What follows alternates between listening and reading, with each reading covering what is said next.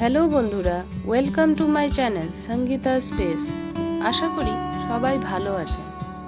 চলে এলাম আবার একটা নতুন রেসিপি নিয়ে। আজকে তৈরি করব রুই মাছ কষা। এখানে 5 টুকরো রুই মাছ নিয়েছি। অল্প নুন দিয়ে দিলাম।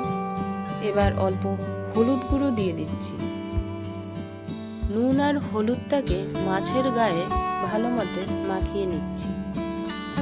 আমাকে সাপোর্ট করার জন্য আমার চ্যানেলটাকে সাবস্ক্রাইব করে পাশে থাকা বেল বাটনটা ক্লিক করে দেবেন, যাতে সবার আগে নোটিফিকেশনটা পেয়ে যান। বন্ধুরা, সম্পূর্ণ ভিডিওটা দেখার অনুরোধ রইল। চলুন এবার রেসিপিটা দেখে নেওয়া যাক। কড়াইতে প্রয়োজন মতো সর্ষের তেল দিয়ে দিয়েছি।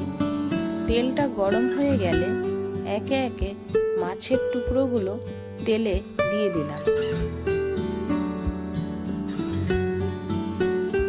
মিডিয়াম ফ্লেমে মাছগুলোকে হালকা লাল লাল করে ভেজে নেব।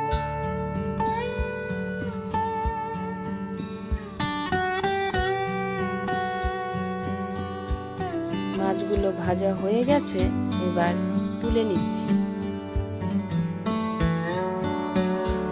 একইভাবে সব কটা মাছই ভেজে নিয়েছি। এবার পাতলা পাতলা করে কেটে রাখা আলু টুকরোগুলো তেলে দিয়ে দিলাম। অল্প হলুদ গুঁড়ো দিয়ে দিলাম। যোগ করে দিলাম অল্প নুন। লো টু মিডিয়াম ফ্লেমে আলুটাকে নেড়ে চেড়ে লাল লাল করে ভেজে নেব। 2 মিনিটের জন্য ঢাকা দিয়ে রান্না করে নিয়েছি। আলুগুলো ভাজা হয়ে গেছে, এবার তুলে নিচ্ছি।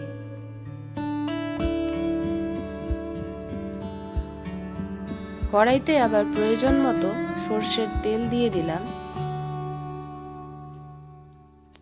ফোড়নে দিয়ে দেব শুকনো লঙ্কা, দিয়ে দিলাম তেজপাতা।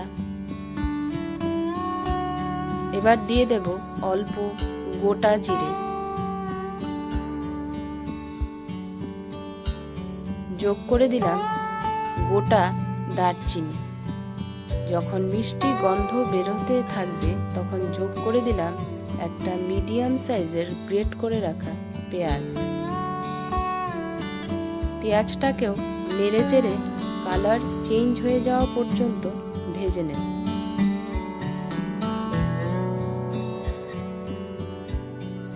এখন যোগ করে দেব হাফ টিস্পুন আদা বাটা, হাফ টিস্পুন রসুন বাটা। আদা রসুনটাকেও নেড়ে চেড়ে কাঁচা গন্ধ চলে যাওয়া পর্যন্ত ভেজে নিয়েছি।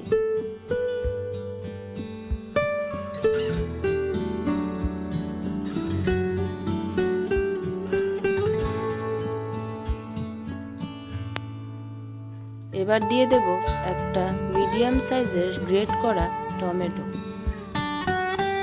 টমেটোটাকেও কাঁচা গন্ধ চলে যাওয়া পর্যন্ত ভেজে নিয়েছি।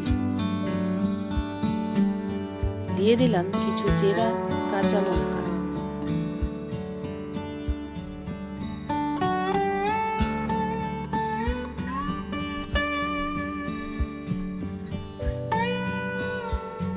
রঙের জন্য দিয়ে দিলাম হাফ টিস্পুন হলুদ গুঁড়ো। ঝালের জন্য দিয়ে দিচ্ছি 1 টিস্পুন লাল লঙ্কার গুঁড়ো।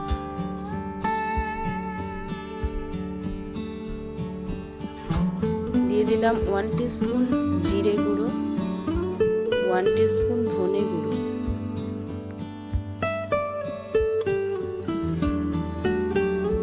স্বাদ মতো নুন যোগ করে দেব।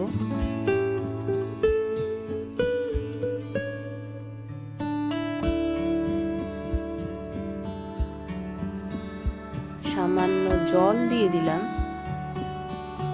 মশলাটাকে ভালো মতে লো টু মিডিয়াম ফ্লেমে কষিয়ে নেব।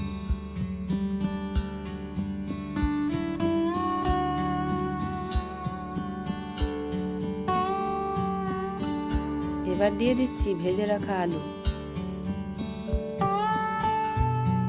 আলুটাকে মশলার সাথে আরো 2 থেকে 3 মিনিট কষিয়ে নিয়েছি।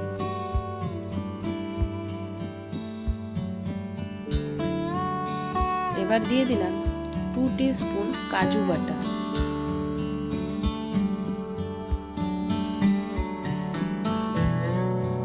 কাজুটাকেও মশলার সাথে ভেজে নিয়েছি।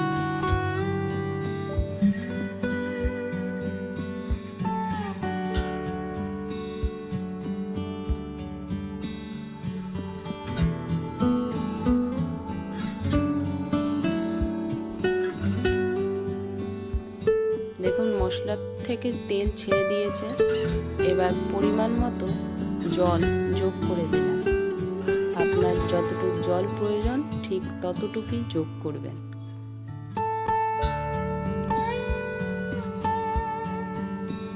গ্রেভিটা ফুটতে শুরু করলে একে একে সবকটা মাছের টুকরো গ্রেভির মধ্যে ছেড়ে দিলাম।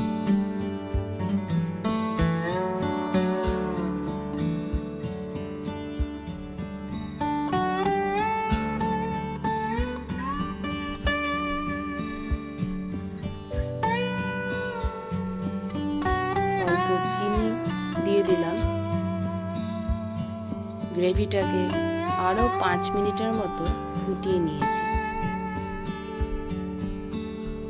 আমার রুই কষা রেসিপি তৈরি হয়ে গেছে।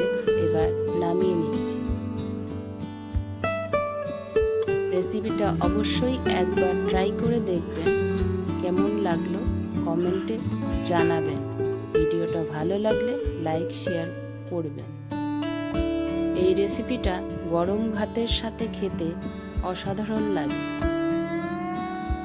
আজকে আসি। সবাই সুস্থ থাকবেন, সাবধানে থাকবেন। আবার দেখা হবে নতুন একটা রেসিপি নিয়ে। টাটা।